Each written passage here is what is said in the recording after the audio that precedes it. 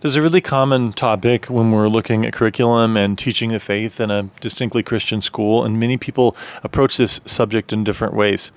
There's one framework that I've used over the years that I found to be really helpful, especially when people are given a secular textbook in a Christian school, and they're trying to figure out, well, what does it mean for me to teach this? Obviously, what is different about how we teach this subject in a Christian school compared to another Christian school? And of course, in math classes, 1 plus 1 is going to equal 2.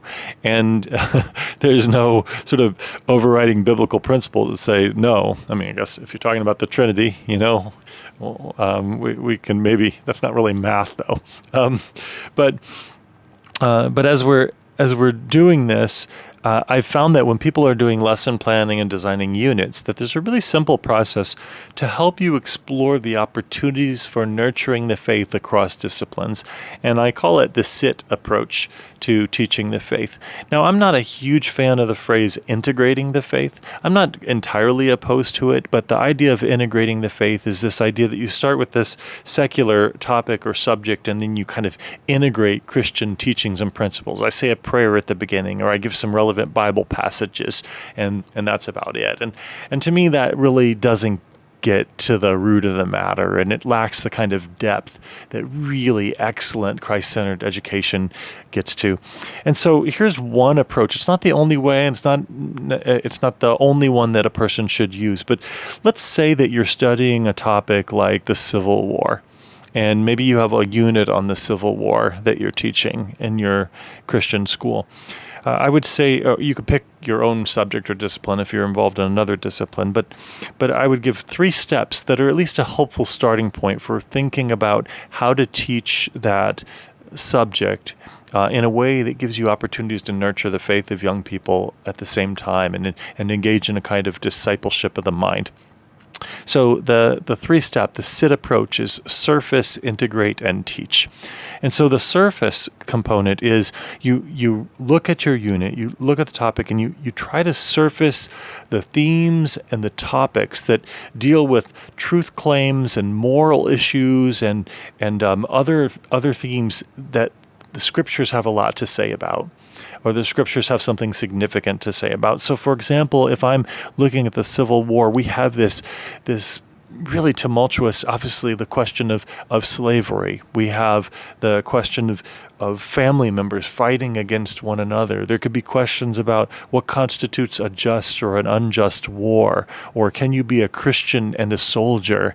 We have the kinds of questions that people might ask about the distinction between murder and killing, and is there a difference? Is there a time when a Christian can justifiably take the life of another person or not? You have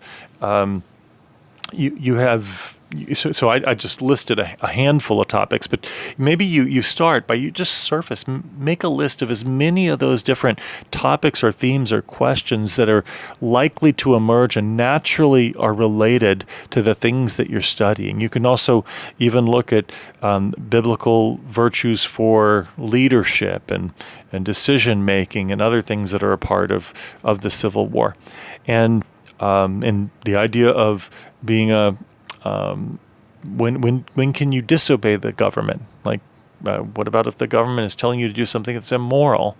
And what's our responsibility to civil authorities? You could actually look at topics like how is it that there were Christians who were supportive of the South and the North, and how did the Christians justify those different things, and what can that teach us about today? Or it seems like there was a pretty big moral blind spot for some people who endorsed this kind of treatment of black people, and so you make this big long list and you surface all of those, and that's the first step, is simply to surface them all. Now the reality is you may not be able to get to every single one of those topics in great detail in a unit on the Civil War in one particular grade level, depending upon the age and determining which ones are age appropriate and the best fit. But you're going to now prayerfully consider among all of these topics, which are the most important to address and explore with the students right now, and why. And sometimes it's good to have other Christian teachers and others you can talk to about it and get some feedback. And once you've done that, now you're going to select a handful of these items, and actually sometimes it's helpful to write them as learning goals or key things that you want them to have learned about these subjects.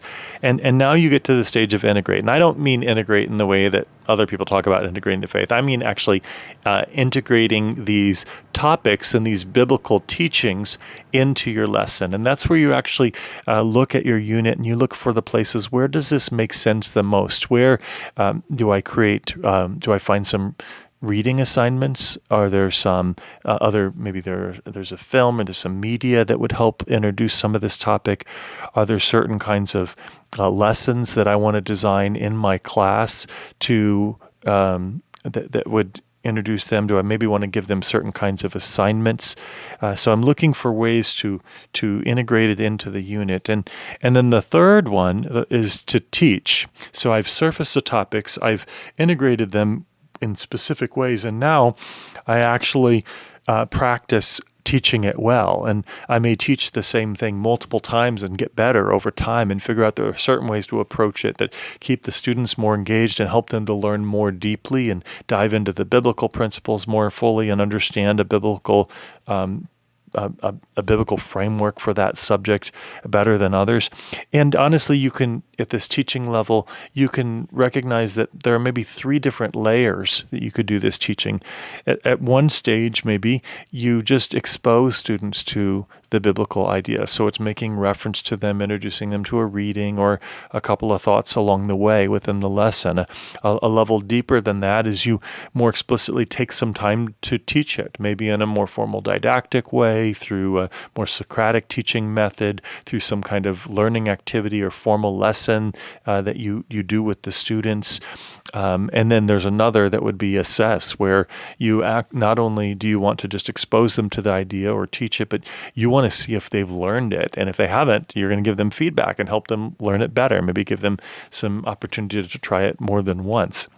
So you put that all together, you surface these themes, you choose which ones you're going to integrate, and then you determine at what level you're going to teach it, whether it's just exposing, explicit teaching, or assessing.